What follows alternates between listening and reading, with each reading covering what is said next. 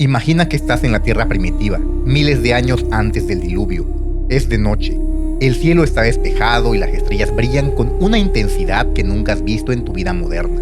Miras hacia arriba y ves algo que te paraliza. No son estrellas, son ojos.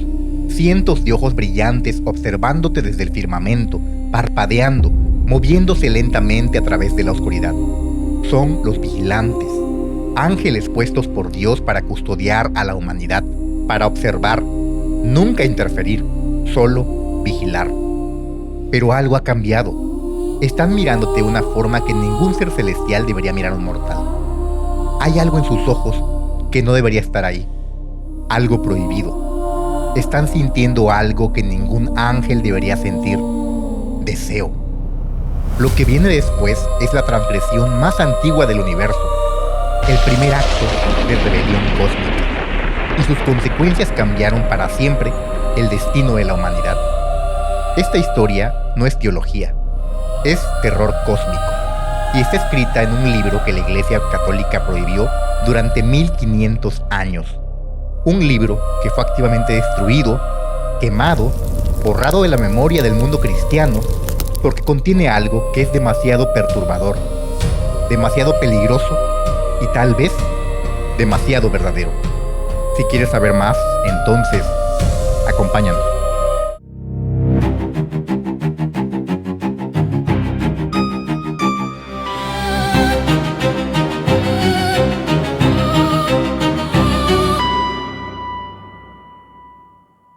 Bienvenidos a la Sociedad de lo Insólito. Yo soy Marlon y como en cada ocasión me acompaña Pedro. ¿Cómo estás? ¿Qué onda, Marlon? Muy contento, muy feliz de estar aquí contigo. Gracias por la invitación. Y para no hacer más cansado esta introducción a los insólitos, te pregunto, ¿de qué vamos a hablar? Hoy vamos a hablar de uno de los textos más fascinantes y aterradores de la historia religiosa. Un libro que durante más de 1500 años desapareció del mundo cristiano. No porque fuera necesariamente falso, sino porque trata sobre algo que la Iglesia no podía permitirse revelar. Me refiero al libro de Enoc. Y antes de continuar, debo advertirles que en este episodio abordamos textos antiguos, simbólicos y perturbadores desde una lectura histórica y narrativa. Si son sensibles al contenido perturbador o si tienen convicciones religiosas que podrían sentirse desafiadas, este podría ser un buen momento para detenerse.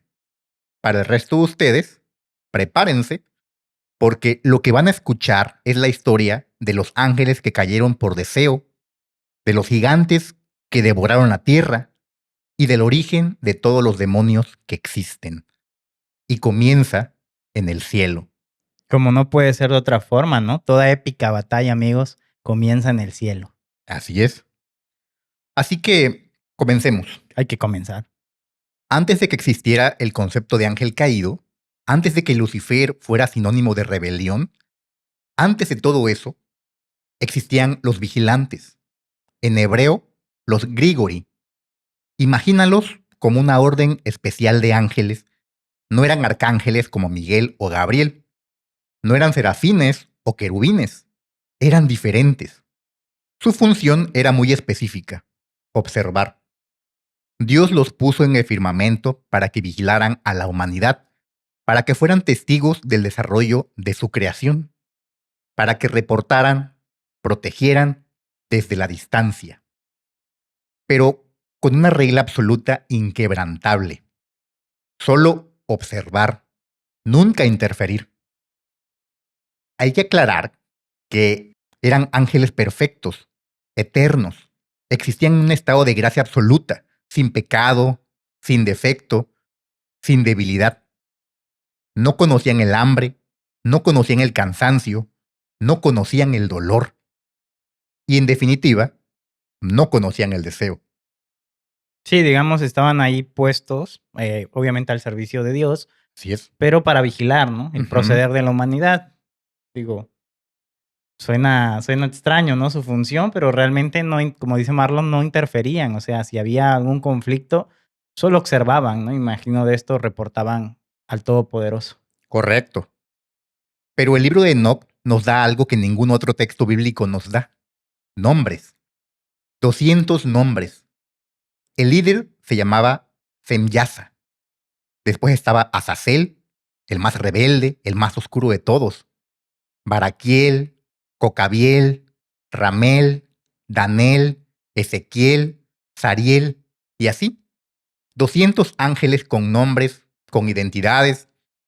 Y eso es importante, porque cuando le pones nombre a algo se vuelve real, Sí. específico. Ya no es una abstracción teológica. Son individuos que van a tomar una decisión. Durante esas eras incalculables, los vigilantes cumplieron su función al pie de la letra, Sí. día tras día, eón tras eón. Observaban desde el firmamento, veían a la humanidad multiplicarse, veían las primeras ciudades, los primeros cultivos, las primeras familias. Y no sentían nada, porque los ángeles no sienten, no fueron hechos para eso, no fueron destinados a tener sentimientos, a tener percepciones, creencias. Su función era muy específica. Sí, ya hablamos, ¿no? De una función nada más de meros observadores, ¿no? Así es. De la humanidad, pero no así, no tenían sentimientos específicos Ujú. como amor, no sé, felicidad, todo esto que siente la humanidad, que por el solo hecho de sentir eso, pues somos humanos, ¿no? Así es. Hasta que un día, Semyasa miró hacia abajo y vio algo que nunca había visto antes. O tal vez siempre lo había visto, pero por primera vez lo vio diferente. Vio a las hijas de los hombres. El libro de Enoch describe a estas mujeres como muy hermosas, pero no es solamente una belleza física, es algo más. Es la mortalidad hecha gracia. Es la fragilidad convertida en algo precioso. Imagina ser eterno, imagina nunca cambiar, nunca crecer, nunca morir. Imagina la perfección absoluta, inmutable y eterna. Y luego miras hacia abajo y ves algo que existe por un parpadeo. 70, 80 años si tienen suerte, frágiles, vulnerables, mortales. Y precisamente por eso, hermosas. Concuerdo totalmente con esa parte y me genera, pues, un entendimiento, digamos, a este ser, ¿no? Porque precisamente él se da cuenta de la fragilidad de la vida, de lo momentánea que es, y cómo los seres, me imagino, los humanos de esa época, pues, la vivían, ¿no? Porque a Sí, sabiendas de que, pues, era efímera, era algo que iba a concluir y tarde o temprano iban a morir. Y me recuerda mucho al anime de Death Note, a los insólitos que lo hayan visto, sí, y si no lo han visto, se los recomiendo mucho, véanlo, Death Note. Recordarás, Marlon, tú lo viste, recordarás que los Shinigami eran criaturas, pues, que estaban en una especie de cielo, limbo, no sé, ujú, veían a la humanidad desde arriba, sí, y justo les daba curiosidad esto, estaban todos reunidos viendo a la humanidad vivir su día a día. Incluso uno de ellos se enamora, ¿no?, de una humana. Entonces, me recuerda mucho esto que narras, tan precisamente, de este ser que ve a la humanidad y se da cuenta, ¿no?, de la vida humana, del día a día y de la sí, mortalidad. Entonces, me correcto. recuerda mucho a esa parte del anime. Sí, y también a mí me recuerda en la obra de Tolkien a los elfos, que ellos envidiaban a los hombres justamente porque Sí, los hombres tenían vidas efímeras, eran personas que estaban en un estado transitorio porque morían, envejecían. Y para los elfos esto era belleza, esto era algo de envidiar porque ellos estaban condenados a morir hasta que el mundo muriera y eso era un tiempo muy prolongado. Así que bueno, estas analogías creo que aplican mucho y a los insólitos les va a parecer tal vez sí, una manera más sencilla de entender este concepto, ¿no? claro, a toda la gente que haya visto estos, tanto el anime como esa referencia también de Sí, los Señor de los Anillos, los libros de Tolkien, pues sí, justamente, ¿no? Habla de así seres es, inmortales. inmortales. Así que este ángel está observando estas mujeres bellas y a la vez efímeras Sí, y sintió algo que ningún ángel había sentido jamás. Anhelo. No era amor, eso sería demasiado noble. Era deseo, obsesión, un hambre que no debería existir en un ser perfecto. Y por primera vez en la eternidad, un ángel quiso algo que no podía tener, algo que estaba prohibido. Semyasa no era tonto. Sabía exactamente lo que estaba sintiendo y sabía exactamente lo que significaba. Si descendía, si se manifestaba físicamente en la tierra, si tocaba a una hija de los hombres, sería la traición más grande en la historia del universo. sería desafiar el orden de Dios directamente, y el castigo, desde luego, sería eterno. Pero el deseo fue más fuerte que el miedo, como una canción. Sí, hay me sonó como canción de banda. Así es. Entonces, Senyasa hizo algo astuto, algo cobarde. Convocó a los otros vigilantes. 200 ángeles se reunieron, y Senyasa les habló. El libro de Enoch registra sus palabras exactas. Temo que tal vez yo solo tenga que pagar el castigo de este gran pecado. ¿Captan la manipulación? No está diciendo no lo hagan. No está diciendo eso está mal. Está diciendo si voy solo, yo cargo con toda la culpa. Y luego viene la propuesta. Pero si todos hacemos un juramento, si todos descendemos juntos, si todos caemos, entonces compartiremos la culpa y el castigo. Hubo un lugar específico donde hicieron este pacto, el monte Hermon. Un lugar real, una montaña que existe hoy en la frontera entre Líbano, Siria e Israel. Así que pueden ir a visitarlos si les parece interesante. O algún insólito que viva cerca de Líbano, Israel o Siria. Así es. Que nos mande una foto, ¿no? Del monte Helmont.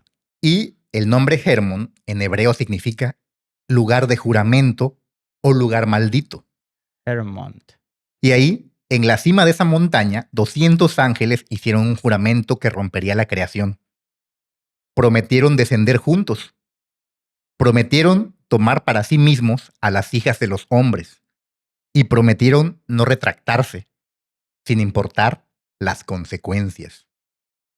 O sea que hicieron una suerte de pacto entre todos, esos ángeles, pues de descender, ¿no? De bajar a la tierra, manifestarse, porque recuerden que eran invisibles, pues, a los ojos de los humanos, y tomar, ¿no? A las hijas de los hombres, ¿no? Correcto. Wow.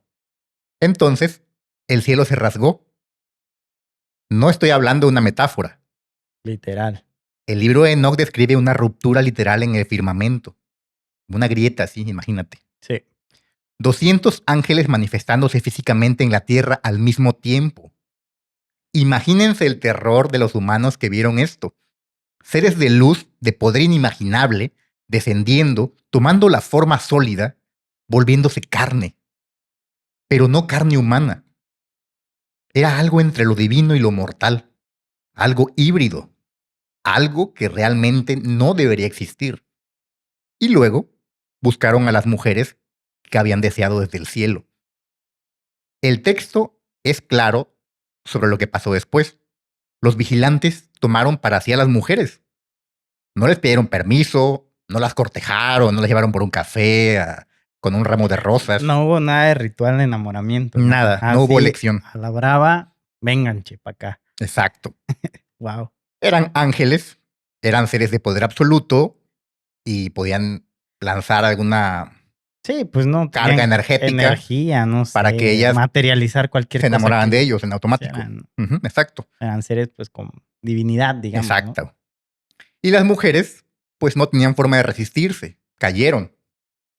Así de sencillo. Lo que siguió después fue la unión de lo divino con lo mortal. El libro de Enoch lo describe como una abominación, porque no era amor, no era conexión real, era algo antinatural. Estos ángeles habían manipulado a estas mujeres para que prácticamente se unieran a ellos.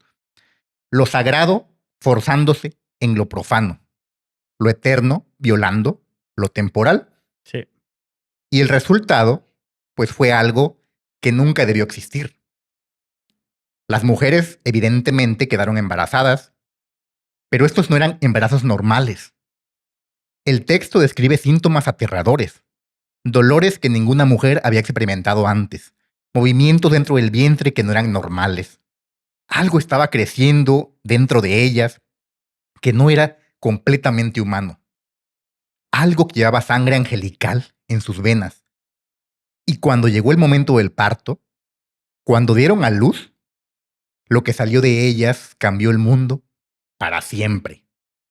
Wow, de terror, ¿eh? O sea, prácticamente, pues sí, un sometimiento divino, digamos, ¿no? De estos seres los observadores a mujeres humanas y pues obviamente no insólitos que derivado de ese acto entre estos seres angelicales, sí, con tintes angelicales y pues los humanos, pues obviamente que no iba a ser un embarazo nada normal, ¿no? Para nada.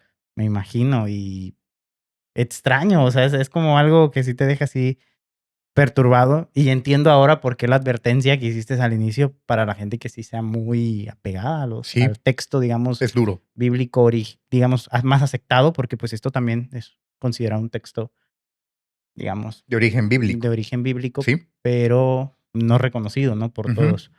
Pero sí es muy bizarro, muy fuerte esa narrativa que dices de la llegada de los ángeles, de estos observadores, el contacto con las mujeres y después el producto, ¿no? El producto. Que se genera de este contacto. Exacto.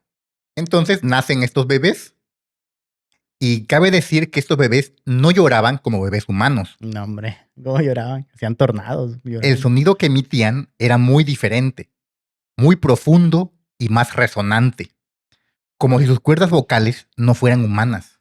O sea, retumbaban como si fueran tamboras, algo así, imagínate, al llorar, Sí, como muy potentes. muy potentes. Y cuando abrían los ojos, sus ojos eran demasiado inteligentes, demasiado antiguos. Miraban a sus madres con una conciencia que ningún recién nacido debería tener, como si supieran exactamente qué eran y qué estaban destinados a hacer. Pero lo más aterrador era su tamaño.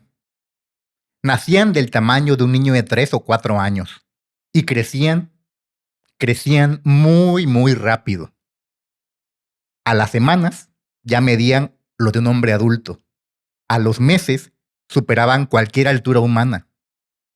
El libro de Enoch da medidas específicas. Dice que algunos Nephilim crecieron hasta alcanzar 3000 codos, lo que traducido a medidas modernas equivale Ujú. a entre 10 y 15 metros de altura. Eran gigantes, literal. Gigantes. Imagínense el parto de esas pobres señoras. Sacar un niño, bueno, un bebé de un tamaño de un niño de 4 años. Sí, Por ¿no? ahí, no, hombre, está Por eso se narra que sufrieron mucho. mucho dolor. Me imagino que algunas hasta murieron Es probable. en los partos, ¿no? Sí. Increíble. Me perturba mucho y se me hace muy tétrico. Y yo creo que también a ti, Marlon, y a los insólitas también que nos escuchan o están viendo. El hecho de que estos infantes hayan nacido Ujú. con esos ojos como los describes, o sea, con una inteligencia, Sí. un entendimiento de sí mismos, Ujú. me imagino que ha de ser aterrador, ¿no? O sea, para la gente que presenció ver eso, o sea, unos ojos así, pues, o sea, que sepan de sí mismos, porque pues sí, un Claro. bebé no tiene ese nivel de conciencia. Sí, claro. Debió haber sido algo impactante. Pero estos Nephilim no eran solo grandes. Ujú. Tenían la fuerza de sus padres angelicales. Podían arrancar árboles de la raíz con una sola mano. Podían levantar rocas que requerirían a 100 personas. Y tenían algo más. Tenían hambre. Un hambre que nunca se saciaba. El texto les da nombre. No solo los llama Nephilim genéricamente, les da nombres individuales. Sí. Y cada nombre es aterrador por sí mismo. Algunos de estos nombres sobreviven en fragmentos. Oya, Haya, Mawe, gigantes con identidad, con conciencia, con voluntad propia y con apetitos que ninguna criatura mortal debería tener. Así que al principio sus madres humanas intentaron alimentarlos, como es normal. Sí, claro. Pero un solo Nephilim comía lo de 100 personas. Las familias se empobrecieron rápidamente intentando mantenerlos y las aldeas completas vaciaron sus graneros sin que ellos estuvieran saciados. Y así los Nephilim seguían hambrientos. Entonces empezaron a tomar lo que querían. Entraban a los campos y devoraban cosechas enteras, arrastraban ganado completo, y cuando los humanos intentaban detenerlos, ya te puedes imaginar lo que podían hacer. Sí, no, pues, Eran sí, gigantes de 15 15 metros, metros, ¿no? con una fuerza sobrehumana. Un solo Nephilim podía acabar con un ejército completo. Era como un Superman, es lo más parecido que me hago una idea. Sí, Pones a Superman contra un ejército Claro. Con fuerza sobrehumana, tenían la fuerza de 100 hombres. Es muchísimo. El libro de Enoch dice algo escalofriante de esto. Y cuando los Nefilim agotaron todo lo que los hombres podían producir, se volvieron contra los hombres mismos. Así que la tierra comenzó a temer. Y con mucha razón, porque lo peor aún no había llegado. Mientras los Nefilim crecían y se multiplicaban, los vigilantes, sus padres angelicales, no estaban ociosos, ¿eh? Habían cruzado la línea, habían traicionado a Dios, habían engendrado abominaciones. Sí. Ya que les quedaba, ya no se podían detener. No había razón para ello. Siguieron Haciendo más. haciendo más cosas. Y entonces tomaron una decisión. Una decisión que quizás fue peor que la primera decisión que tuvieron de tener hijos. Decidieron enseñar.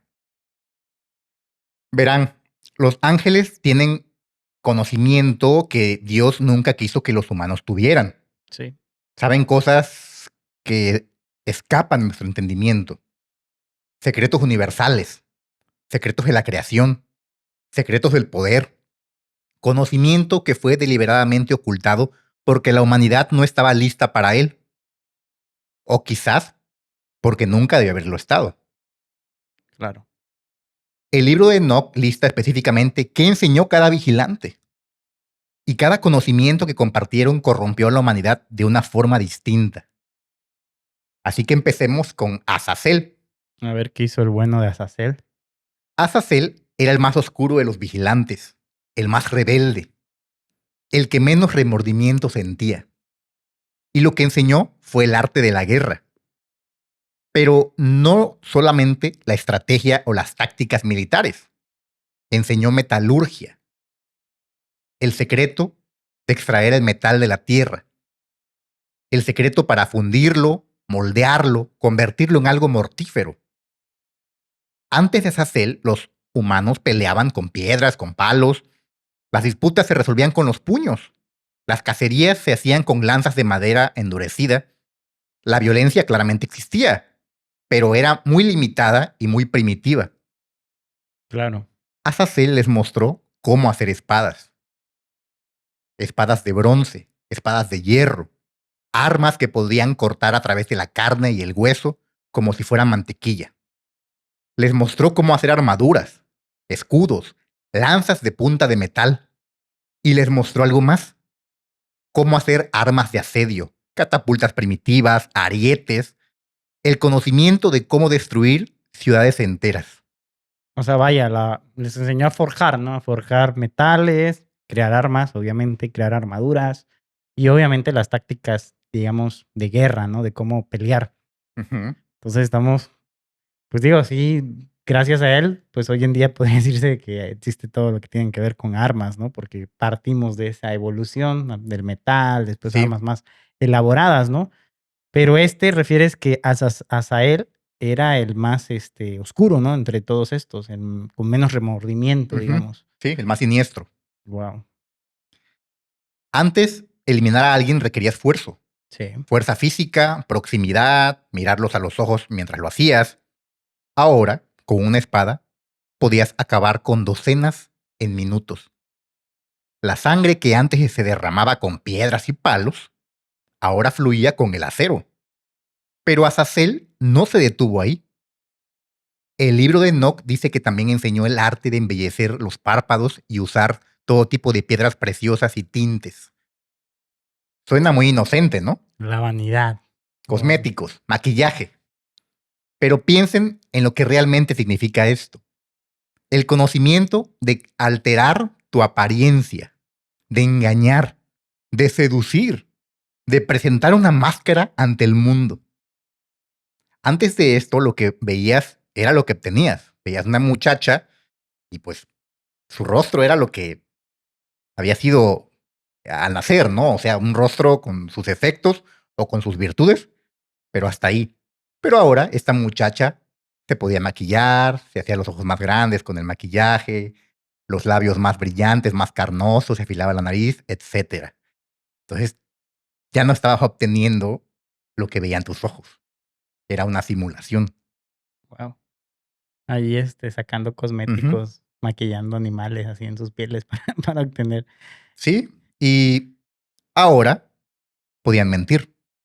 Sí, como que es eso, ¿no? O sea, el arte digo, a través de estos cosméticos primitivos, poder tomar otra apariencia que tú, pues, no tienes, ¿no? Claro. Con la finalidad de seducir, mostrarte de más atractiva, probablemente, Ujú. y llamar más la atención, ¿no? O Sí, sea, fue lo que este observador, enseñó, ¿no? sí, la manera en que el maquillaje podía hacer que fueras distinto y engañar a otras personas. Luego está Semyasa, el líder, Senyasa. el que inició todo. Sí, el que quiso bajar por Ujú. primera vez y hizo esta especie de revuelta, ¿no? Así es. Semyasa enseñó hechicería, encantamientos, conjuros, el conocimiento de manipular la realidad a través de palabras y rituales, cómo invocar espíritus, cómo maldecir, cómo usar el poder del oculto para doblar al mundo a tu voluntad. Antes de Semyasa, el poder estaba en el cielo. Solo Dios y sus ángeles podían manipular la realidad. Ahora, ese poder estaba en manos humanas. Y no todos usarían ese poder con sabiduría. Y eso nos consta al día de hoy. Al día de hoy, claro. Baraquiel enseñó astrología. No el horóscopo moderno que está en la tele. Era algo más profundo. El conocimiento de leer las estrellas, de entender los movimientos celestiales, de predecir el futuro basándose en la posición de los astros. ¿Por qué esto es peligroso? Se preguntarán. Porque implica que el futuro está escrito, que hay destinos fijados en el firmamento. Y si puedes leerlos, puedes manipularlos. Puedes saber cuándo atacar, cuándo retirarte, cuándo plantar, cuándo cosechar. Sí, digamos, una persona o un reino, digamos, que no tenía estos conocimientos, pues no podía, por ejemplo, lo de sembrar. Así es, Gente que sabe sembrar con los efectos de las estrellas, de la luna, etcétera, ¿no? Y, pues, estos conocimientos son importantes. correcto. Cocabiel enseñó augurios y presagios. Cómo leer las señales en la naturaleza, el vuelo de las aves, en las entrañas de los animales, en los sueños, el arte de ver el futuro en el presente. Y otros vigilantes enseñaron más secretos, cómo hacer pociones, cómo hacer venenos, cómo cortar raíces de plantas para crear medicinas o toxinas, cómo usar piedras preciosas no solo como adornos, sino como amuletos de gran poder. El conocimiento de las nubes, meteorología, Sí. el conocimiento de los signos de la Tierra, geología. Cada conocimiento, tomado individualmente, podría parecer neutral, útil incluso.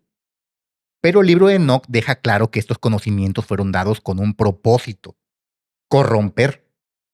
No estaban compartiendo sabiduría para ayudar a la humanidad a evolucionar. Estaban corrompiendo la naturaleza misma de la existencia humana. Estaban dando poder sin dar sabiduría, conocimiento sin ética, herramientas sin instrucciones de cómo usarlas de manera responsable.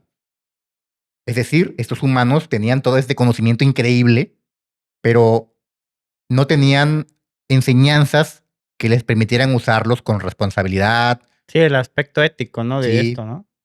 De comprender el alcance de todos estos artefactos que estaban creando, como las armas, y Claro. cuándo usarlas y cuándo no. Sí. Simplemente era Ujú. darles todos los juguetes sin tener ellos conocimiento de cómo funcionaban.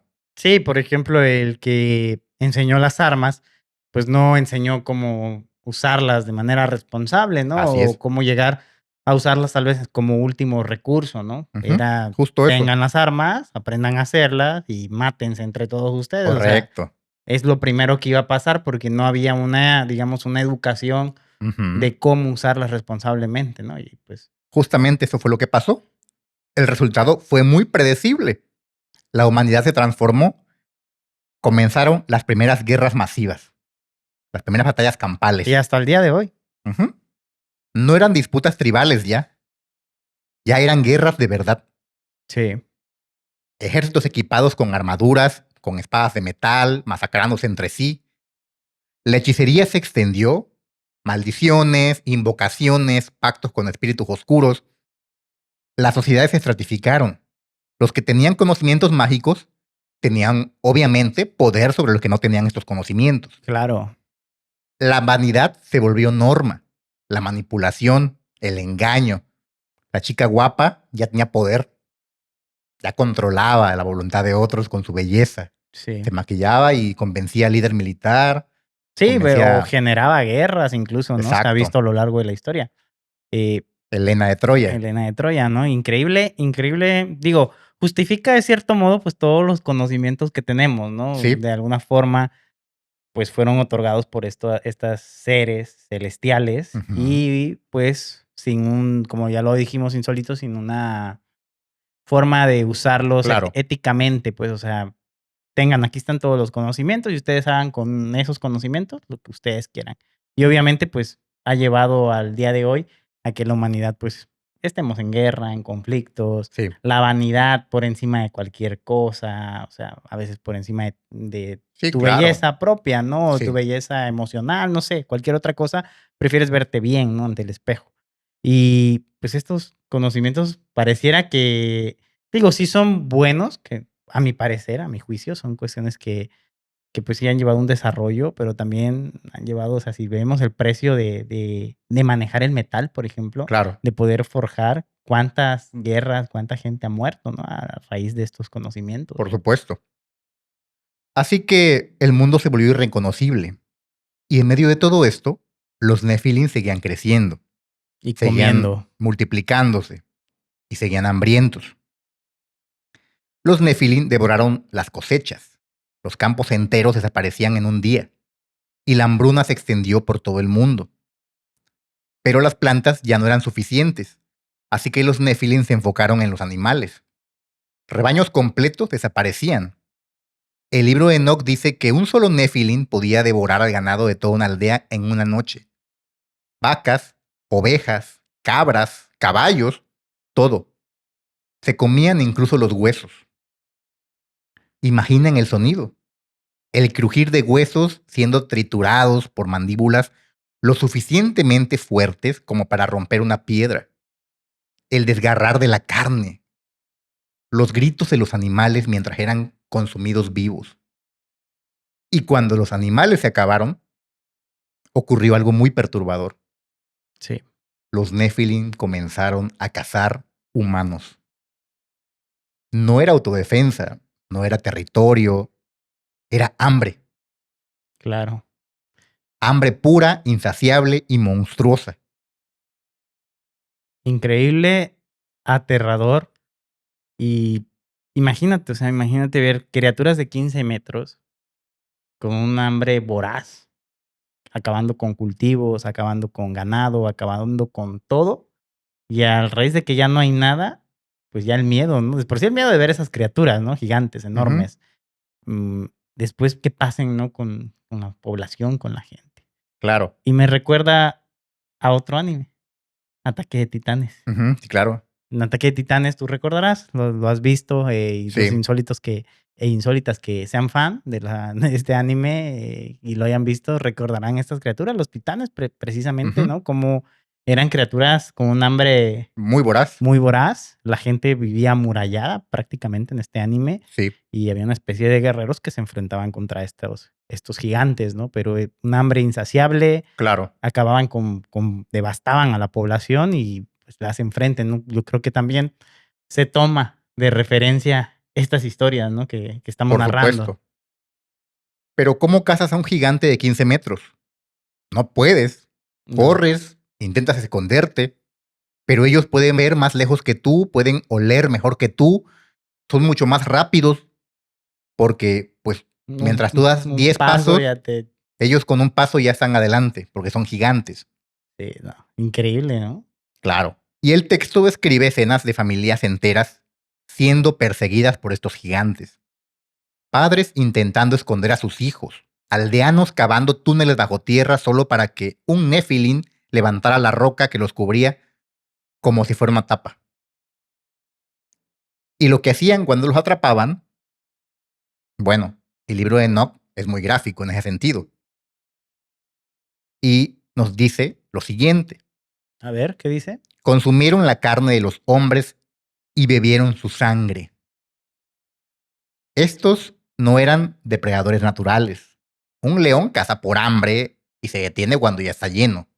Los Nephilim cazaban por hambre que nunca paraba. Todo el tiempo tenían hambre, como ya dijimos. ¿Por qué? Bueno, creo que la respuesta es obvia. Porque no eran naturales. Eran seres híbridos que nunca debieron haber existido. Así que esta mezcla entre lo divino y lo mortal creó a monstruos, literal. Sí, monstruos. Y es que, digo, tal vez lo veo de una manera así que yo comprendo, digo, pues imagínate, un ser divino, pues no necesita comer. Pero ¿qué pasa cuando, pues, tiene interacción o en este caso con las mujeres, ¿no? Humanas. ¿Qué nace de ahí? Ese ser, pues no sé, tiene que comer y no tiene llenadero, o sea, jamás se va a saciar con nada. Y creo que eso era lo que hacían los Nephilim, ¿no? No se llenaban Ajá, nunca, por más, o sea, que comieran lo que sea, claro. nunca se estaban satisfechos. Imagínate eso, o sea, esas bestias gigantes, enormes, 15 metros, devorándose todo prácticamente. Correcto. Era una situación muy alarmante, ¿no? La que estaba viendo esta gente en esa época, con estos gigantes. Sí, sobre todo yo recuerdo también haber leído que se enfatiza mucho en el poder de sus mandíbulas, de los Sí, Nephilim, que tenían una fuerza, aparte física, obvio, una mordida súper sí. brutal. Comentaba yo que podían romper piedras, Sí, hacían moliéndolas como si fueran cacahuates, ¿no? Así sí, masticándolas. Pero lo más aterrador no era solamente que cazaran humanos, era que sabían exactamente lo que estaban haciendo. No eran bestias irracionales, no, tenían inteligencia de sus padres angelicales. Podríamos hablar de que tenían intelecto a nivel genio. sí, superior. Hablaban, planeaban, podían coordinarse, cazaban en grupos, rodeaban las aldeas, cortaban las rutas de escape y entonces atacaban. Así que la tierra se llenó de sangre. El Génesis, el libro del Antiguo Testamento, dice en un versículo simple y escalofriante: y la tierra se llenó de violencia. Esa es la versión sanitizada, la versión family friendly, Ok. porque el libro de Enoch da detalles que el Génesis omite. Y esos detalles son pesadillas puras. Pero esperen, porque todavía hay algo peor. Cuando ya no quedaban suficientes humanos para saciar su hambre, cuando las poblaciones humanas empezaron a escasear, los Nephilim se empezaron a comer entre ellos mismos.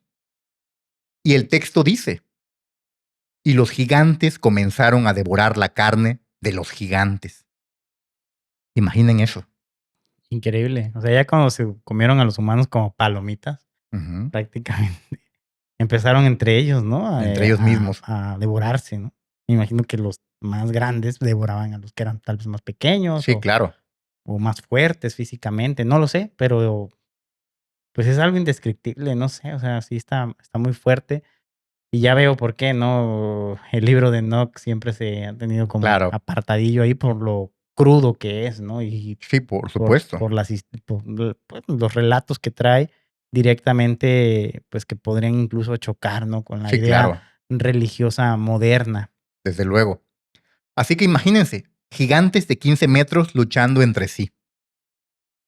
La descendencia de los vigilantes destruyéndose mutuamente en un frenesí de hambre y violencia. El sonido debió haber sido apocalíptico. Claro. El impacto de sus cuerpos al chocar, sus gritos resonando por kilómetros, la tierra temblando bajo sus pasos.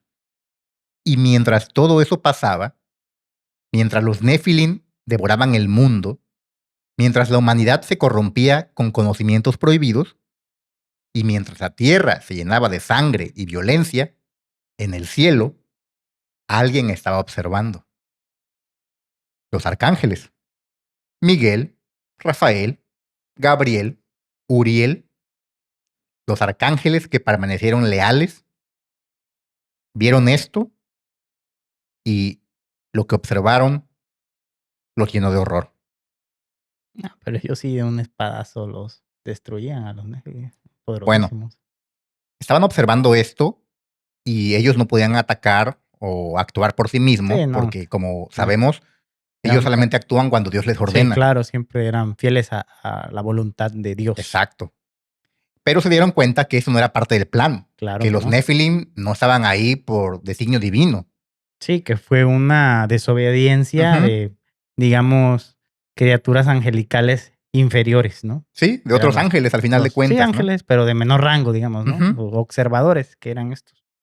Y estaban muy conscientes que así no debía ser la creación de Dios. Entonces hicieron algo que cambiaría todo. Acudieron al Altísimo, acudieron a Dios y reportaron lo que habían visto.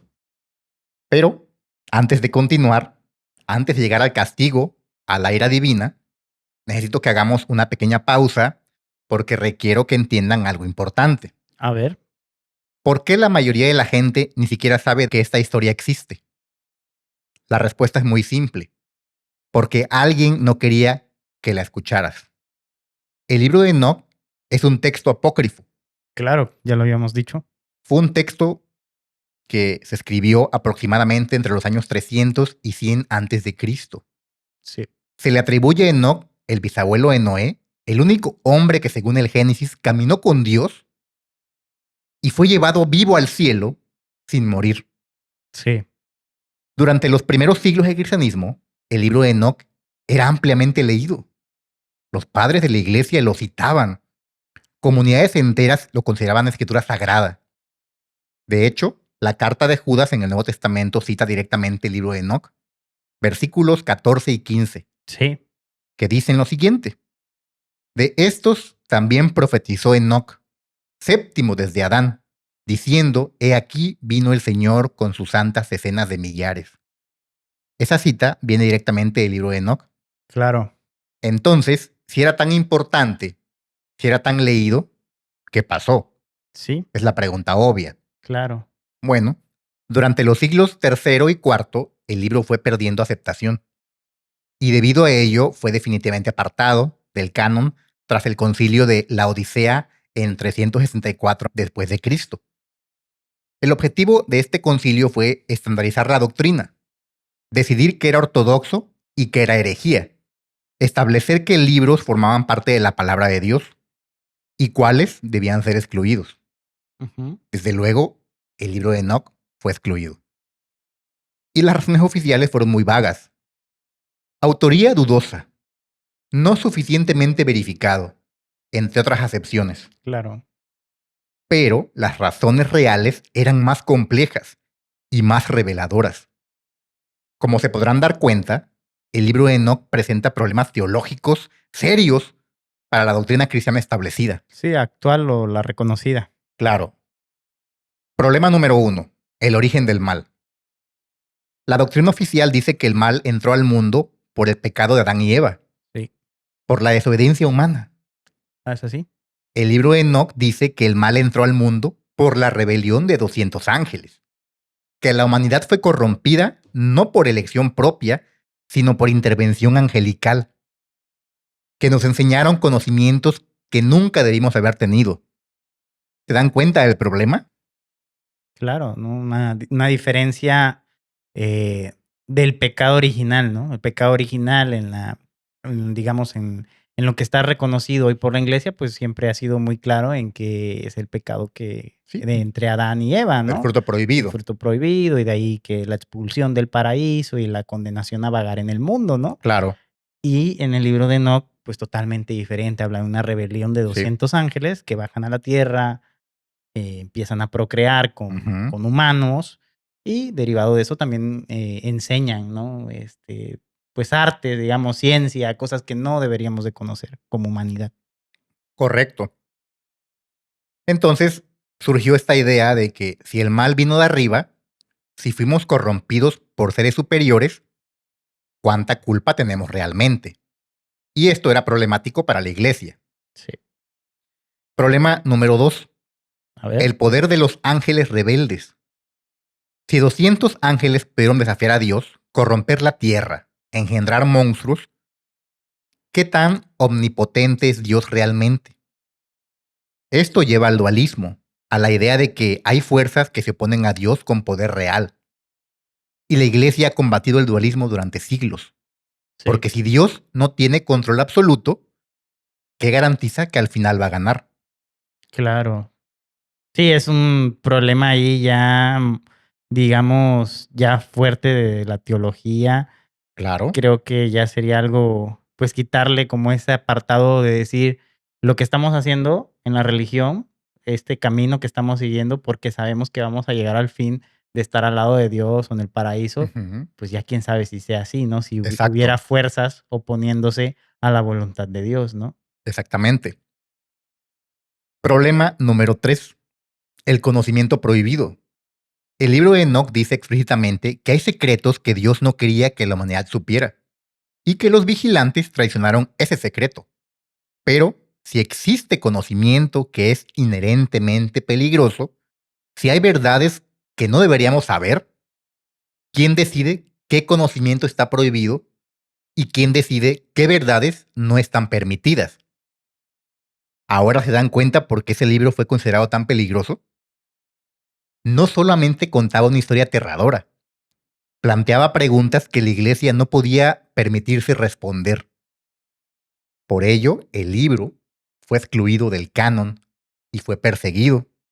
Sus copias fueron quemadas y poseer ese libro se consideraba herejía.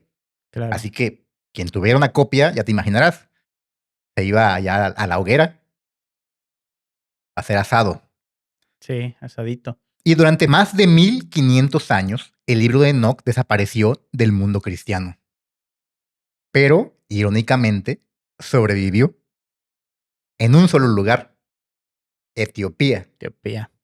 Que la se, iglesia ortodoxa etíope. que se dice que es antiguísima, ¿no? Claro, esta iglesia nunca aceptó la autoridad de Roma, nunca adoptaron el canon católico y mantuvieron el libro de Enoch como escritura sagrada.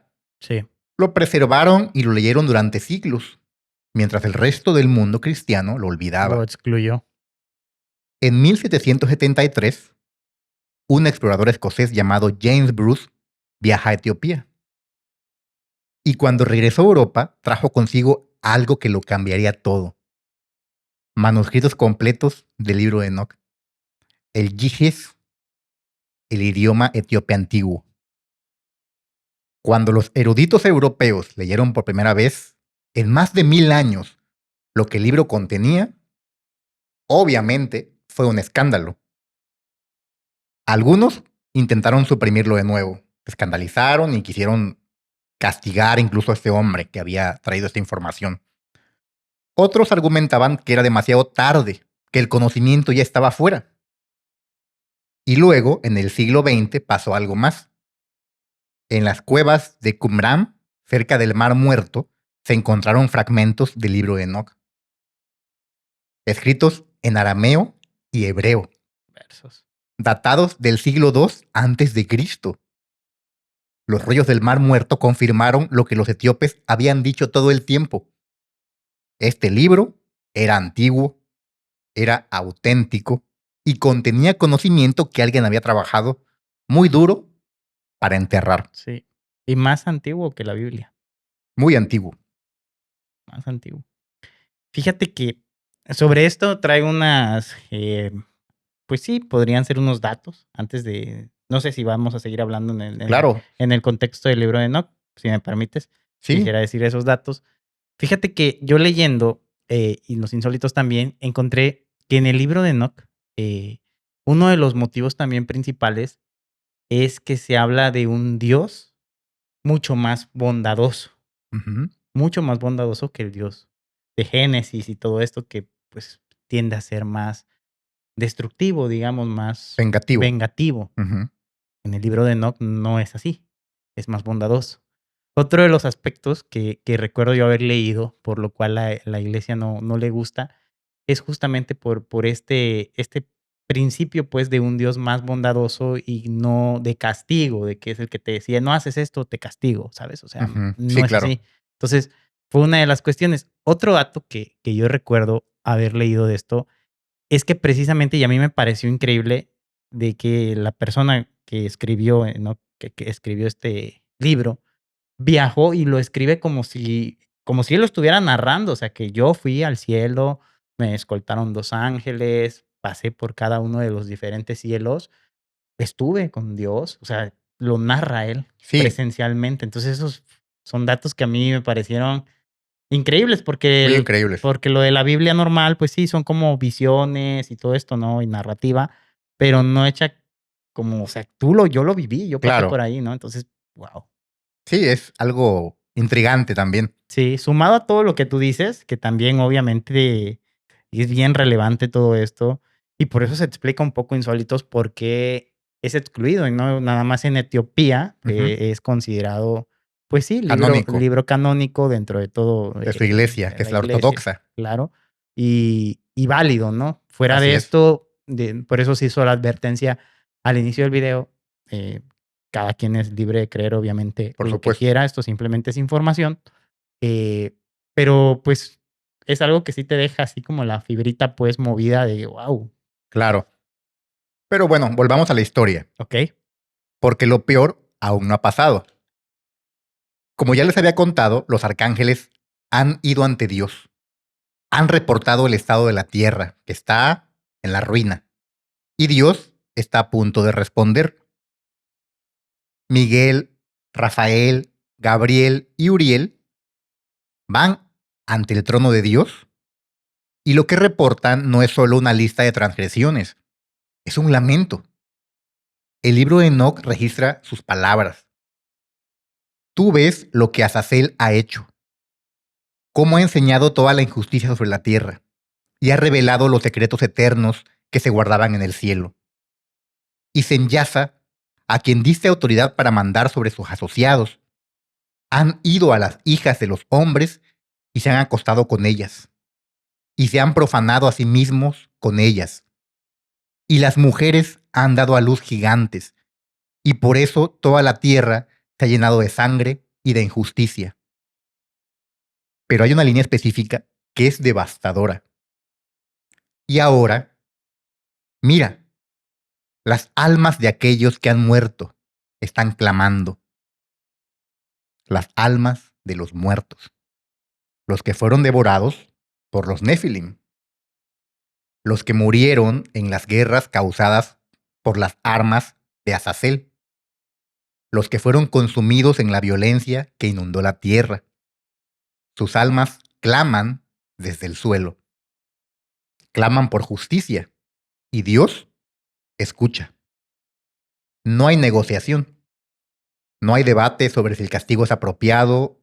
No hay segunda oportunidad. No hay misericordia. Dios emite su sentencia definitiva.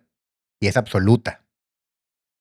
Dios ordena a los arcángeles que ejecuten el juicio.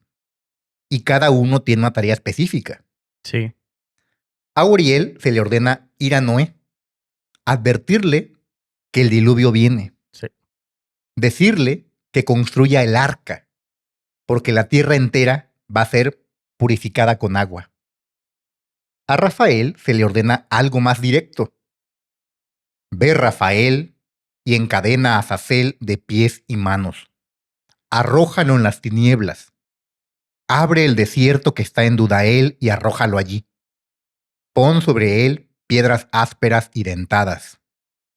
Cúbrelo con oscuridad. Y que permanezca ahí para siempre. No le dijo destrúyelo, no le dijo ejecútalo. Le dijo enciérralo en oscuridad, bajo piedras que cortan, para siempre. Porque la muerte sería una misericordia, y Azazel no merecía misericordia. Y a Gabriel le ordena, ve contra los bastardos y reprobos, los Nefilim, y contra los hijos de la fornicación, destrúyelos. Haz que se golpeen entre sí hasta que perezcan. Dios no va a destruir a los Nefilims directamente. Va a hacer que se destruyan entre sí. Va a soltar la violencia que ellos desataron en el mundo y hacer que se vuelva contra ellos. Y a Miguel le da la tarea más terrible de todas. Ve Miguel, encadena a Semyasa y a sus asociados, los otros 199 vigilantes. Sí. Átalos por 70 generaciones, bajo las colinas de la tierra. hasta el día de su juicio. 70 generaciones, son aproximadamente 2000 años, encadenados bajo tierra, en la oscuridad total.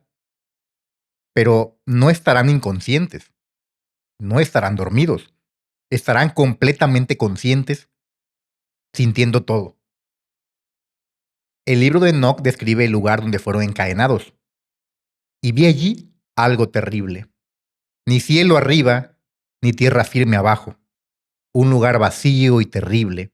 Y vi allí 7 estrellas como grandes montañas ardiendo. Estas estrellas son los vigilantes. Están ardiendo, pero no se están consumiendo, porque son inmortales. El fuego no los puede destruir, desde luego. Claro. Solo los puede atormentar. Y esto va a durar 70 generaciones, hasta el día del juicio final, cuando finalmente serán liberados solamente para ser juzgados y destruidos para siempre. No habrá escape, no habrá redención, no habrá perdón, solo tormento eterno seguido de aniquilación final. Ese será el precio de desafiar a Dios. Esa fue su sentencia de Dios Así es. hacia estos ángeles, ¿no? O sea, no hubo perdón, no hubo medias tintas con ellos, fue castigo y después aniquilación total, ¿no? Correcto. Ahora sí que fue una sentencia ejecutoriada. Y ahí vemos cómo también, ajá, sentencia ejecutoriada, claro. Y ahí vemos también un pasaje, ¿no? Que sí se Claro. relaciona con, digamos, lo aceptado por la mayor parte del catolicismo. Sí, que por es todas las religiones abrámicas. Es el tema del diluvio, ¿no? Que ya Claro. entramos ahí como El diluvio. una de las mecánicas que toma Dios para limpiar, ¿no? Para purgar la tierra. Y ahorita vamos a entrar en, Sí, claro, en ese tema vamos a del entrar. diluvio. Pero qué interesante, insólitos. Yo creo que en general, hasta donde vamos, pues sí te deja de ver como una cuestión totalmente distinta de corrupción, ¿no? Claro. De cómo estos ángeles, seres divinos realmente, deciden desafiar la voluntad de Dios, contrario a la idea más aceptada, que es de Adán y Eva. Aquí sucede algo totalmente diferente. Sí. Estos seres desafían a Dios, se acuestan con humanos, crean abominaciones de estos, que son los Nephilims, hombres enormes y que han sido muy datados, ¿no? A lo largo de la historia en diferentes épocas, griegos, siempre se ha hablado de gigantes. En Egipto, de gigantes, de Ujú. seres gigantes realmente. Yo recuerdo también haber una vez leído que incluso vi un reportaje sobre eso, no sé si tú lo habrás visto, de Ajá. History Channel, donde decían que este gen recesivo de gigantes, que hoy se ve tal vez reflejado en la gente que sufre gigantismo, Ajá. que digamos como que es ese gen que todavía de esos seres, todavía a lo largo de los años sigue habiendo y por eso hay gente que nace, ¿no? Con gigantismo. Y ahí en el reportaje hablaban de Robert Wadlow, un tipo que midió 2 metros. El hombre más alto 70, una cosa con así. el récord Guinness. Entonces, ahí como que trataban de explicar insólitos de que darle credibilidad a todo esto, o sea, ya una lógica actual y decir, tal vez esos genes de esos seres siguen hasta el día de hoy, ¿no? En esta gente que logra crecer a ese nivel. Pues podría ser. O dicen, pues igual, pues algo de la glándula esta pituitaria, creo que se llama la glándula esta que les permite crecer a ese tamaño. Sí, al final estos hombres altos de los que hablamos que tienen gigantismo, pues creo que sí los distingue mucho el tema de que aquellos gigantes eran potenciados. Sí. Hombres con un poder increíble y la mayoría de estas personas con gigantismo son muy débiles. Sí, son muy débiles. Generalmente las piernas no tienen mucho sostén. Sí. Y son débiles en ese aspecto, ¿no? Y mueren prematuramente la Así mayoría es. de ellos. Pero sí, es increíble esta historia. La verdad, espero que también a los insólitos les esté pareciendo bastante increíble porque a mí me lo está pareciendo. Y claro. Pues no sé, ahorita ya estoy con la intriga de pasar a la parte del diluvio. Creo que ahí se viene algo bueno. Viene algo buenísimo, así que vamos para allá. Mientras los vigilantes son encadenados bajo tierra, arriba, en la superficie, comienza la lluvia. Todos conocen la historia del diluvio, es popular, es extendida universalmente. Ya hemos hablado en el canal. Claro.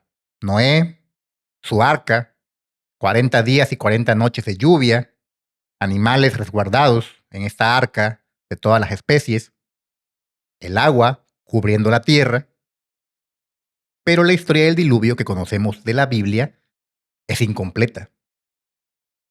Sanitizada, limpia, está purgada, porque no nos dice qué pasó con los Nefilim, los gigantes, los híbridos de ángel y humano, los monstruos que devoraron el mundo. ¿Qué les pasó cuando el agua comenzó a subir? El libro de Enoch da detalles, y esos detalles son un poco difíciles de procesar. Obviamente, los Nephilims intentaron sobrevivir. Su tamaño, que había sido su ventaja, ahora se volvió su condena. Eran demasiado pesados para nadar, demasiado densos para flotar. Imagínense a un gigante de 15 metros viendo el agua subir.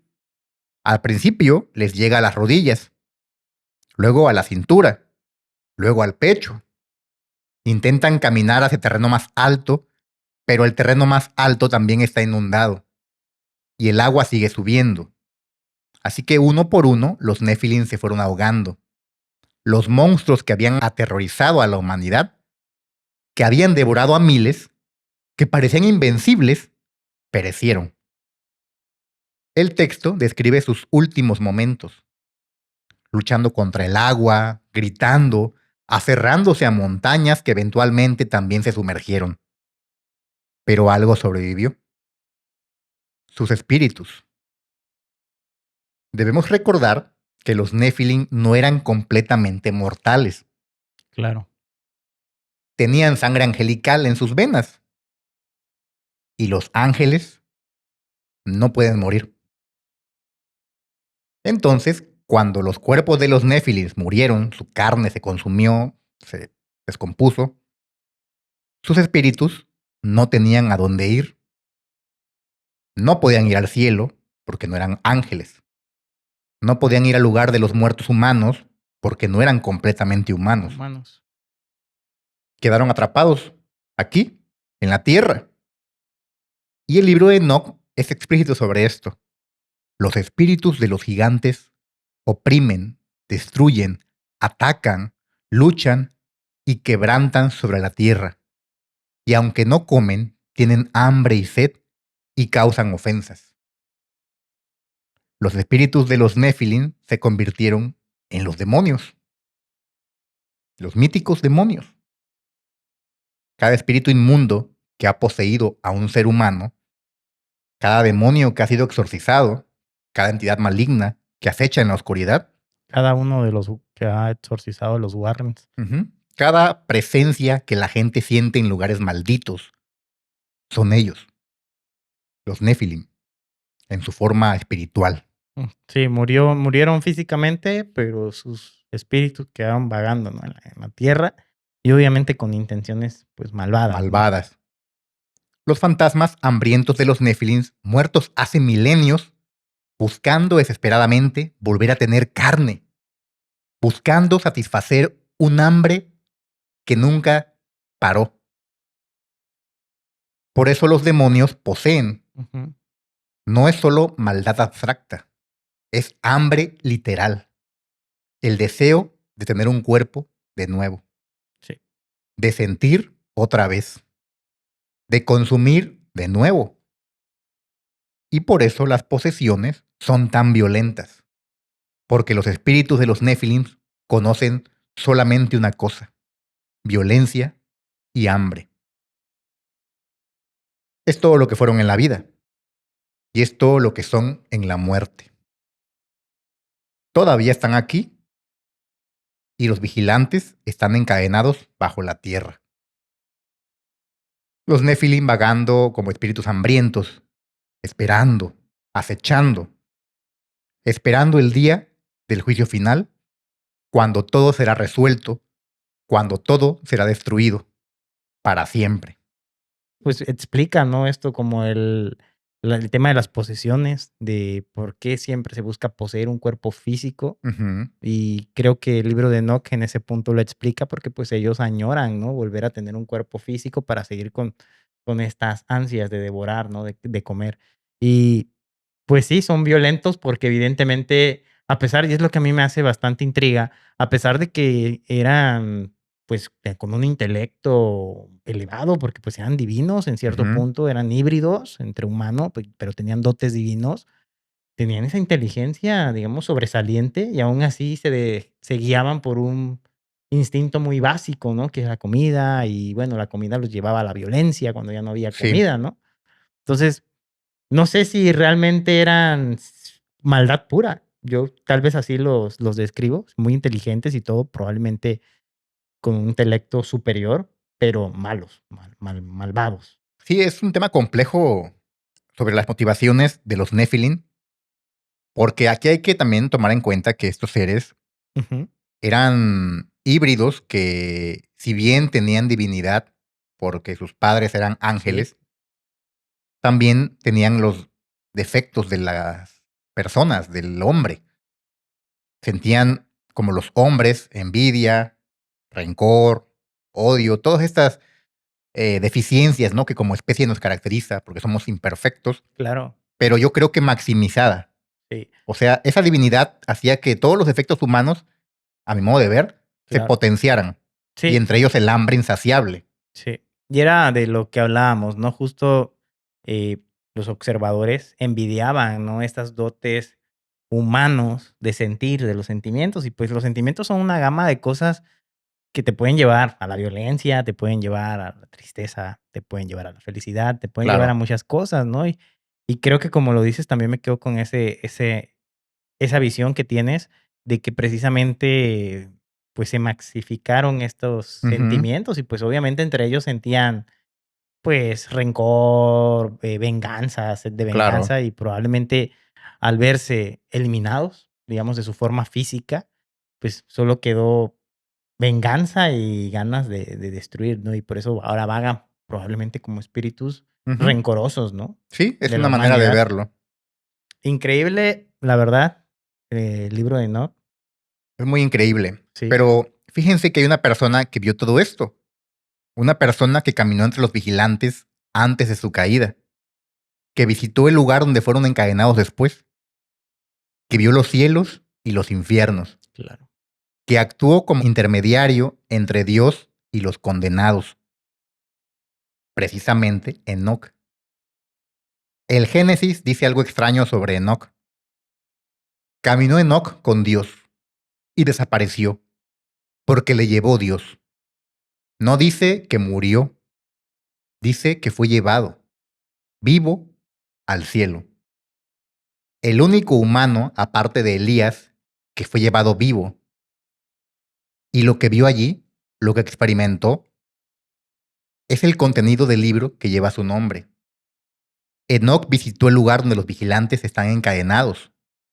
Describe la oscuridad, el fuego que los consume, los gritos, y dice algo brutal. Los vigilantes le rogaron que intercediera por ellos, que fuera ante Dios y pidiera perdón. Enoc lo hizo y pidió misericordia para los vigilantes ante Dios. Pero la respuesta de Dios fue inmediata y final. No, no habrá perdón. Ellos sabían lo que hacían, ellos eligieron traicionar y ahora enfrentarán las consecuencias para siempre. Enoc también vio los 7 cielos y los 7 infiernos, Sí, vio el juicio final que vendría, vio el fin de todas las cosas y lo escribió todo, para que la humanidad supiera, para que entendiéramos el precio del deseo, el peligro del conocimiento prohibido y la naturaleza eterna del castigo por desafiar a Dios. increíble. O sea, pasó a ser Enoch su escriba Sí, de escribió Dios todo como un profeta. y según su libro más importante, ¿no? Al lado de Ujú. Dios en ese tema de ser el mediador, pues, Claro. entre la voluntad de Dios y vio él, incluso ascendió al cielo Ujú. y vio cada uno de los 7 cielos, ¿no? Así es. Fíjate que sobre este tema, en el libro de Enoch también se toca que precisamente Enoch, al momento que asciende al cielo, se vuelve Metatrón. Que Ok. Metatrón es, digamos, el arcángel Ujú, más poderoso de Dios y el que escribe ujú. los textos, digamos. Entonces, tuvo una trascendencia en Enoch a convertirse, pues, en un arcángel, ¿no? Claro. Poderoso. Fíjate que tengo el dato, si quieres te Ujú, lo leo, y dice que en la tradición mística judía y textos apócrifos, el libro de Enoch, ujú. Enoch fue transformado en el arcángel Metatron Ok. después de ascender al cielo sin morir, convirtiéndose en una escriba celestial, príncipe de los ángeles, y era ahí hace relación con lo que habías dicho, y mediador entre Dios y la humanidad. Metatron es una figura poderosa que registra las acciones humanas y transmite la voluntad divina, siendo una entidad que representa la elevación espiritual y la conexión divina. Ok. Muy Según sí, interesante. según por lo que veo, sí está contemplado esta, digamos, que asciende, ¿no? Enoch a volverse pues una criatura celestial. Vaya que es interesante. Bueno, ese dato creo que aporta aún más a esta historia tan increíble de Enoch y de su libro. Sí, sobre todo en el tema, pienso que aporta mucho en el tema que hablabas de que figura él como un mediador entre Dios y la humanidad, ¿no? Claro. Pero fíjate que ese tema de Enoch Enoch. y su libro no solamente se queda en el contexto religioso, esotérico del que hemos venido Sí, hablando, porque aunque la iglesia borró el libro de Enoch del canon y aunque pasó 1500 años sí, oculto en Etiopía, como ya lo habíamos sí, platicado, que nada más ellos eran los únicos que lo reconocen, ¿no? exacto, la historia de Enoch y su libro se ha transformado y hoy, sin que muchos lo sepan, ya la han visto 1000 veces. Y aquí quiero hacer una contextualización, porque cada vez que vemos una película de ángeles caídos, literal estamos viendo una referencia al libro de Enoch. Cada serie donde los ángeles no son totalmente buenos, sino que son difusos, es el libro de Enoch. Y hay varias películas y series que creo que demuestran esto con mucha claridad. La que me viene ahorita a la mente es Constantine, con Sí, Keanu Reeves, muy sí, famosa, muy popular. sí, Rebelión de Ángeles, Ujú. también. Está la serie Lucifer, También ahí, de hecho, ahí sí tocan mucho el dilema ¿sí? de los problemas en el cielo y los Exacto. ángeles, pues tienen deseos incluso, ¿no? Ujú. Muy Muy humanos. humanos. Está God Omens también, Muy otra buena, serie. sí, muy buena. Y aquí, estas historias tienen una similitud, una coincidencia muy sustancial. Ujú.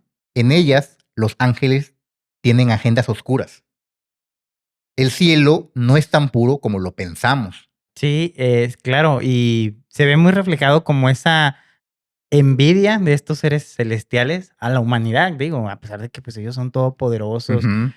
e inmortales, envidian, ¿no? Y era lo que hablábamos al inicio, de que les daba curiosidad ver la mortalidad, ver lo efímero de Claro, la vida. Entonces eso llega a ser yo me recuerdo mucho la película de Rebelión de Ángeles, pues uno de los motivos también en la serie de Lucifer, uno de los motivos precisamente era eso, como que querían llevar una vida normal, claro. querían experimentar una vida de un humano, ¿sabes? Sí, totalmente. Pero no solamente son películas y series, también en el mundo del anime ha permeado el tema de Enoch. Sí. Y aquí hago referencia a Evangelion, el anime que marcó a toda una generación. Y en ella, los ángeles atacan a la humanidad. Literalmente son criaturas bien raras que llegan y siempre llegan como del mar y destruyen brutalmente la ciudad de Tokio. Sí. Y Y estos, al otro día ya se construye. sí, y estos héroes, de hecho la ciudad se sumerge. Tiene Sí. como un sistema en el que se sumerge bajo tierra. Es donde salen estas waifus, ¿no? Sí, Súper así exuberantes exacto. que suben como unos mechas, ¿no? Y estos héroes usan unos mechas, unos robots muy avanzados que son Sí. pilotados por Creo que ellos adolescentes. también les llaman ángeles, ¿no? A los Sí, de robots. hecho, bueno, no sé si le llamen ángeles a los robots. Ángeles son los monstruos. Ah, ok. Sí, Eh, ya tiene tiempo esa serie, no me tocó tanto sí, verla, no, pero sí es una serie, un anime legendario, muy ¿no? Yo legendario. Y te digo, aquí estos jóvenes que tienen como característica que son adolescentes todos, ujú, como que eso los conecta mejor con los mechas, pues combaten a esos ángeles. Y a propósito de esto, el creador de este anime, de este manga más bien, tan emblemático es ujú. Hidekai Anno. quien reconoció que se inspiró en textos apócrifos judíos, y esto evidentemente nos lleva al libro de Enoch. Y en la literatura también permea Enoch. Claro. Clive Barker creó Hellraiser, donde salen unos seres Los cenobitas. muy extraños, pues son como especie de demonios. Sí. Y estos cenobitas precisamente son una referencia, creo yo, muy marcada de estos ángeles caídos. Sí. Neil Gaiman, quien escribió The Sandman, la famosa historia visual, una especie de cómic que escribió y que también se convirtió en una serie que está en Netflix, donde también salen ángeles que no son tan buenos y demonios que tienen agendas y que están peleando una batalla antiquísima entre el cielo y el infierno, y ángeles caídos que tienen sus propias intenciones, sus Sí, propias sus propias voluntad, ¿no? De voluntades. hacer cosas. Exacto. Y obviamente estas novelas, estas historias, estos libros, beben mucho de Enoch. Sí. Pero no se queda ahí. También en los videojuegos hay influencias, aunque a muchos A ver, no les parezca. ¿En cuál? El primero es Diablo 4. Uf. Se centra en el mito de los Nephilim, justamente. Y su trama se refiere a que los humanos nacen de la unión prohibida entre un ángel y una demonio. Esto es una traducción directa del libro de Enoch, donde los Nephilim nacen de la unión entre los hijos del cielo ¿Tal cual? y las hijas de los hombres. Sí. Y al igual que en el texto de Enoch, los cielos ven a esta nueva raza como una abominación que debe ser destruida. Otro juego es Elden Ring, cuya historia trata sobre cómo entidades del cosmos descienden a la Tierra y envían a seres poderosos que terminan corrompiendo el mundo. ¿Encuentras los paralelismos? Sí, ese Elden Ring fue GOTY. Pero Fue sí, GOTY. pues sí, me intriga mucho más el Diablo que Elden Ring. El Diablo creo que sí, tal cual. Calcado, ¿no? Calca el Sí. pasaje, ¿no? De Not, que estamos hablando el día de hoy, de esta procreación entre ángeles y humanos y el nacimiento de los Nephilim, ¿no? Esos gigantes que ya les describimos. Exactamente. Realmente pensé que no iba a haber referencias, fíjate, en videojuegos, pensé Sí, que no. sí las Sí hay. me suena en películas, series, hay muchísimas referencias de esto, pero en videojuegos sí, como que cuando me dijiste el tema, yo dije, no creo que haya referencias en videojuegos, pero mira, vaya que las hay. Sí, digo, no son directas así de que se llamen Enoch y se llamen Sí, claro, tal, pero hay algo, la una inspiración está ahí. reminiscencia, claro, Exacto. sí. Ahí están las referencias ya obviamente convertidas, ¿no? Con Sí. algunos aditivos, pero creo que en esencia están ahí. Sí, y es que es bastante intrigante este tema, Marlon. Realmente yo pienso que te deja mucho que pensar, más allá del contexto religioso y de la creencia de cada quien, porque desde aquí, ya lo dijimos, respetamos las creencias de cada quien, Sí, claro. pero es importante pues tener contexto general, yo pienso, de cosas. Este libro de Enoch existe, o sea, sí está, incluso ya hablamos en Etiopía, reconocido, ¿no? Reconocido, es parte del canon religioso. Y además importante, o sea, Sí. muy importante para ellos. Si bien la religión católica, digamos, de corte romanista, ¿no? ¿Cómo se dice? Sí. Romana. Sí, la Iglesia Apostólica Romana. Ellos no reconocen este libro, pero lo cierto que pues es parte, ¿no? Es parte y ya se habló, incluso Marlon lo mencionó, que hay vestigios del libro que se encontraron, o sea, sí, en el Mar Muerto. Sí, y datado desde el siglo II, o sea, estamos hablando antes de Cristo. Entonces, pues sí tiene una relevancia, una importancia, no solo para entender un poco la teología o el dogma de la religión y todo esto, sino que también como pieza histórica, yo pienso, Claro, o sea, como por algo supuesto. una narrativa que te da otra perspectiva, otra visión distinta, probablemente completa, tal vez, algunos aspectos que la Biblia en su canon más reconocido no ve o los describe. Sí. Porque si tú, en la Biblia hablan de Nephilims, Ajá. pero nada más los describe como guerreros muy fuertes. Sí, como gigantes. Como y gigantes. Se dice que eran hijos de ángeles. Sí, Sí. se refiere en la Biblia que ángeles cayeron del cielo y que engendraron. Pero no se da esta abundancia que sí trae el libro de Enoch, donde se les dan nombres, qué enseñanzas dieron a los hombres. Sí, en el caso de los observadores. O sea, da cuenta que lo maneja muy superficial. Sí, la muy, Biblia. muy por encima, ¿no? Y aquí en el libro de Enoch todo esto agarra sustancia. Sí, está más descrito. Exactamente. Entonces, yo creo que por ahí va toda la relevancia con este tema. Y creo que también los insólitos van a disfrutar, pues, entender y ver un poco más allá la historia, no solo de los Nephilims, porque también Ujú. tocamos el libro de Enoch, ¿no? Sí, Y bueno, te dejo para que sigas reflexionando y abundando más. pues justamente todo esto que hemos narrado hasta este punto nos lleva a nuestras reflexiones finales. Vaya. Yo podría decir en este punto que esta es la historia que la Iglesia Católica prohibió durante 1500 años, la historia de 200 ángeles que traicionaron a Dios por deseo, de gigantes mitad humano, mitad ángeles que devoraron la tierra, de conocimientos prohibidos que corrompieron a la humanidad, y de un castigo eterno en oscuridad y fuego, también de espíritus que todavía nos acechan. Pero esta historia no es solamente sobre ángeles y gigantes, es sobre algo mucho más profundo, es sobre la naturaleza del deseo. Semyasa era un ángel perfecto, existía en un estado de gracia absoluta, pero vio algo que no podía tener, y ese anhelo se volvió más fuerte que la eternidad misma, más fuerte que su lealtad. Nos gusta pensar que el deseo es una debilidad humana, que si fuéramos más fuertes, más sabios, más perfectos, seríamos inmunes a él. Pero esta historia nos dice lo contrario. Nos dice que incluso seres perfectos pueden ser corrompidos por el deseo, que no es una debilidad de la carne, es algo más fundamental, algo que existe en la naturaleza misma de la conciencia. Esta historia también es sobre conocimiento prohibido. Los vigilantes no enseñaron cosas neutrales, no enseñaron matemáticas o astronomía pura. Enseñaron secretos que daban poder. Poder para acabar con alguien, poder para engañar, poder para manipular. Y esos secretos se transformaron en algo que cambió a la humanidad para siempre. No necesariamente para mejor. Y aquí surgen dos preguntas. ¿Cuál es? ¿Existe conocimiento que es inherentemente peligroso?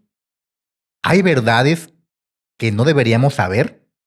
Y si existen, ¿quién decide qué conocimiento está prohibido y quién decide qué verdades nos están permitidas?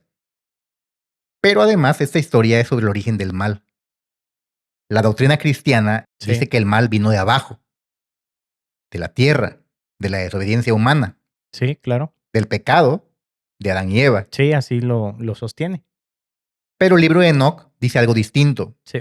Dice que el mal vino de arriba, de quienes deberían protegernos, de los guardianes que traicionaron su deber. Y esa es quizás la verdad más aterradora de todas. Porque si el mal puede venir de arriba, si seres perfectos creados por Dios pueden elegir caer, si la corrupción puede infectar incluso a los ángeles, ¿qué esperanza tenemos nosotros? El libro de Enoch no dice que estemos a salvo. Dice que el mal es poderoso, que es muy antiguo, que tiene orígenes cósmicos y que todavía está aquí. Como ya decíamos, los vigilantes están encadenados bajo Bajo tierra, tierra. los espíritus de los néfilis vagan por el mundo, Sí. poseyendo gente, son demonios. El conocimiento que corrompió la humanidad sigue entre nosotros, bombas, Evolucionando. armas cada vez más sofisticadas. Sí. En algún momento estos ángeles caídos le enseñaron a los hombres a forjar espadas. Ya habíamos mencionado esto. Pero ahora les enseñaron a hacer bombas atómicas. Y lo que siga. Es algo muy interesante. Y bueno, al final creo que se habla mucho del juicio final, ¿no? En todos estos textos religiosos. Sí. No sabemos cuándo va a llegar y no sabemos en qué momento van a darse las señales, ¿no? De todo esto. Hay muchas teorías, hay muchas personas que interpretan cuándo va a darse el juicio final. Prácticamente cada religión abrámica, cada vertiente de la católica, tiene su propia historia y sus Sus propias propios señales. señales. Pero al final de cuentas, se dice que todo esto será resuelto, que llegará ese juicio final. Y al final también podemos decir que este libro de Enoch no fue prohibido porque fuera falso. Tal vez fue prohibido porque era demasiado verdadero. Durante 1500 años la iglesia intentó eliminarlo para siempre. Se habla incluso de que se trató de destruir, Ujú. quemar, Quemar no sé, dañar este libro, ¿no? Para que no hubiera ningún vestigio de y él. castigar a los que lo transmitían, a los Claro. que lo guardaban. Sí. Eran herejes. Pero al final de cuentas sobrevivió, Ujú. escondido por los etíopes, una vez más, estos hombres Quién sabe si eso también religiosos. sea una señal que haya Ujú. sobrevivido hasta estos días, ¿no? Sí, preservado en fragmentos, en cuevas en el desierto allá. ¿No? Y que incluso hablábamos de este personaje australiano o inglés, ya Ujú. no recuerdo bien, que fue a Etiopía y se llevó a Europa, ¿no? Parte Exacto. del libro escrito, ¿no? Sí. Y sabemos que algunas verdades, por más que intentemos enterrarlas, ocultarlas, siempre encuentran la forma de volver a la luz, De salir a flote. de salir a flote. Así que esta es la historia de Enoch, pero fíjate que después de que hemos contextualizado todo esto y que también estas reflexiones nos permiten tener un panorama bastante amplio, Claro. sé que ya hablamos de literatura influenciada, pero otra Ujú. vez quiero traer a Tolkien porque creo que este autor tan importante, inglés, Sí, que es el autor del Señor de los Anillos, de la franquicia tan famosa y también del Hobbit, muy famosa. Definitivamente una franquicia que muchísimos años, ¿no? importantísima. ¿Cuántos productos, películas, juegos, un buen de cosas? Exacto. Y fíjate que aquí, si recuerdas, estábamos hablando de que los ángeles fueron tentados, Sí. veían a los humanos, en especial a las mujeres, y sentían esa tentación de poseerlas. Ujú. Y en Tolkien se habla también de algo similar, porque Tolkien era un hombre muy religioso, Sí, cabe destacarlo. incluso se dice que el propio Señor de los Anillos tiene muchas referencias a la Ujú. propia Y religión, ¿no? aquí quiero yo desarrollar una referencia que me parece que es muy notoria. A ver.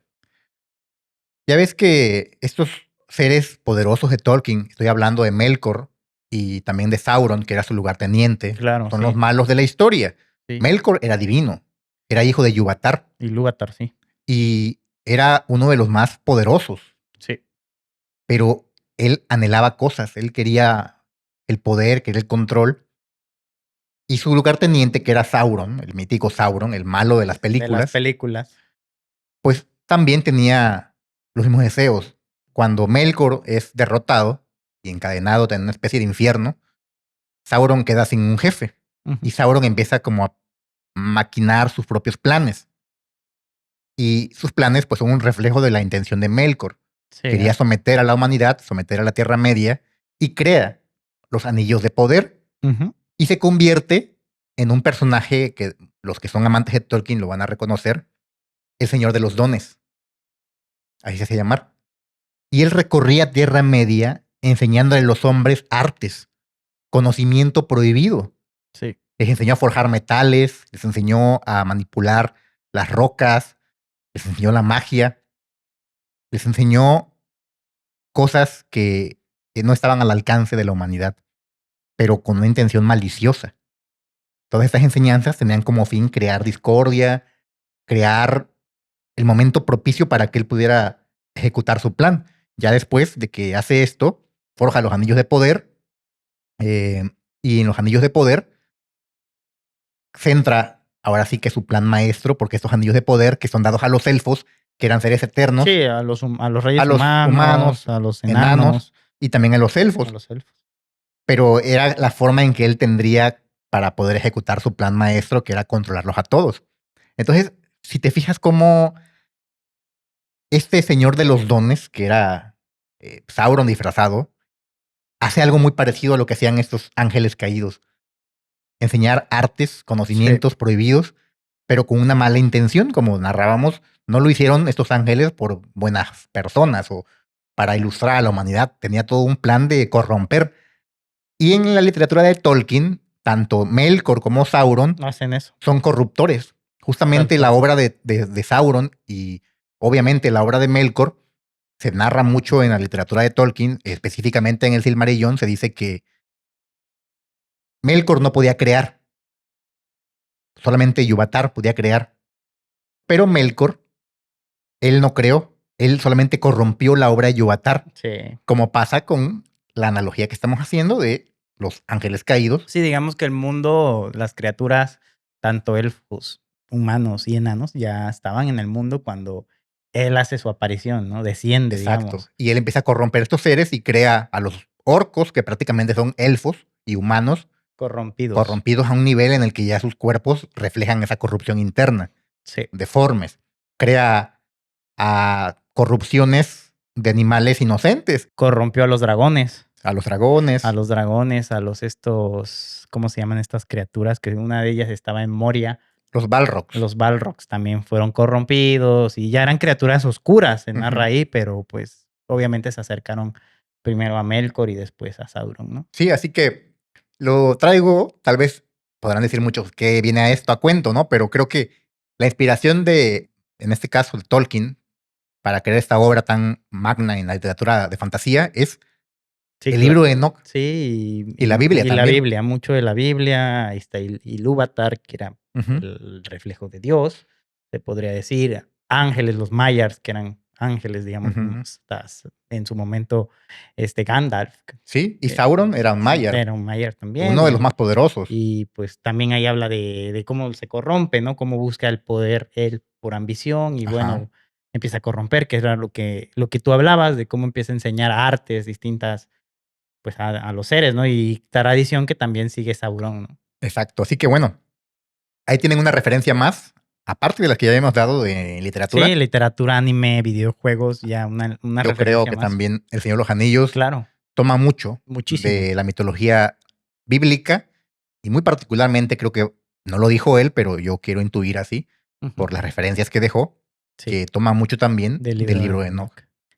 Sí, así que aquí está la historia del libro de Enoch Insólitos. Sí, muy buena. ¿Qué les pareció? ¿A ti qué te pareció? Fíjate que a mí me pareció muy buena esta historia, esta reflexión que traemos, video. Qué bien que hablamos de este libro. Realmente, con todas las separaciones religiosas de cada quien y lo que cada persona también crea, es importante conocer esto porque es otra visión, otra forma de ver el cómo llegó el pecado, digamos, ¿no? Cómo llegó esta corrupción a la tierra, ¿no? No la corrupción tradicional entre Adán y Eva y que surge aquí en la propia tierra, sino una corrupción que vino de parte divina, ¿no? De estos ángeles observadores que deciden, pues, tener interacción, ¿no? Con las mujeres humanas. Y fíjate que me gustó esa manera de cómo abordaste el tema, pues sí, del deseo, ¿no? Porque fue eso, como esa cuestión que los hizo cuestionar su propia naturaleza, porque si bien eran seres que no tenían sentimientos, porque no eran perfectos tal cual, y no sentían, pero sí deseaban algo, tal vez no por el hecho de amor o por otro tipo de motivación que es muy humana, porque pues uno se enamora o lo que sea, sino una motivación simplemente de algo que querían poseer por más. Y creo que eso les hizo desafiar su propia naturaleza. Así es. Y desafiar con eso la voluntad de Dios, porque pues Dios los creó para observar, cuidar, proteger y no intervenir en los deseos de la humanidad, ¿no? Y simplemente estar ahí reportando, lo cual no sucede así. Se corrompen a la humanidad y no contento con lo que ya hicieron, siguen corrompiendo, ¿no? A través de estos dotes, estas ciencias que empiezan a enseñar a la humanidad que no estábamos preparados para recibir esas enseñanzas. Entonces, pues parte de la destrucción, de la corrupción humana, pues deriva de ellos, ¿no? Así es. Entonces a mí se me hace una visión distinta y está bien, digo, desde aquí de manera histórica o no sé cómo decirlo, de manera cultural, conocer también otros aspectos porque esto está reconocido y hacemos hincapié en eso, que está reconocido en Etiopía. Totalmente. Etiopía es algo válido para ellos. Si yo me voy y hablo con un etíope, me van a decir que es válido. La iglesia ortodoxa. Que es muy distinta a la católica. De hecho, algún día vamos a traer el tema, pero ellas antes eran lo mismo, eran cristianas, formaban parte de la misma tradición, pero fueron separadas por diferencias ideológicas. Esto las dividió para siempre. Una se quedó en Vaticano, ya sabemos cuál, la católica, y las otras se quedaron repartidas entre Grecia, en Constantinopla, Turquía, en Etiopía, y fueron las iglesias que actualmente se conocen como iglesias ortodoxas. Algún día vamos a traer un poquito más abundante porque me parece una historia muy buena, pero dejémoslo hasta este momento con esa anécdota, tema ¿no? de Enoch. Y bueno, para cerrar mi comentario, creo que a los insólitos les va a interesar mucho este tema, espero que así lo sea y investiguen más. También es importante pues conocer estos aspectos digamos, poco tradicional de lo que se nos habla, ¿no? Porque pues aquí en Sí, México sin duda. tenemos la religión católica tradicional, digamos, más reconocida, muy implantada, ¿no? En la sociedad. Bastante implantada. Muy poco gente realmente conoce y probablemente muchos que nos vean o nos escuchen van a decir estos tipos de cuál fumaron, ¿no? Que me hablaron de que Los Ahí está Ángeles el y libro de tal. Enoch. Pero bueno, ahí están los datos, ahí está el libro de Enoch, hay, ¿cómo se llama? Vestigios de este libro que han sobrevivido y que datan del siglo II, o sea, no es algo que nos sacamos de la manga, sino que sí Sí. está reconocido. Y a mí en lo personal me interesó mucho, cierro ya con esto para no extenderme más, me gustó mucho este tema y creo que, pues sí, como que me dio una perspectiva diferente del evento bíblico de, pues sí, de cuando la tierra, digamos, el mundo entra en este punto de corrupción, ¿no? Sí, claro. En efecto, es una historia muy reveladora que nos va a hacer replantearnos nuestras propias creencias, Sí, nuestras ideologías. Así que tómenla, analícenla, valórenla, reflexionen sobre esto. Es algo que está documentado, está sí, escrito, están los textos. Y bueno, dicho lo anterior, no queda más que agradecerles por acompañarnos en este viaje de lo insólito. claro. Si este episodio los hizo pensar, los perturbó o simplemente les fascinó, ya saben, den like, compartan y déjenos sus opiniones en los comentarios. Sí. Y recuerden, algunas historias son demasiado peligrosas para ser olvidadas. Hasta la próxima, insólitos. Suscríbanse, amigos, denle like, por favor, sigan apoyando a la Sociedad de lo Insólito para que sigamos trayendo buenas historias como esta. Nos vemos. Hasta luego.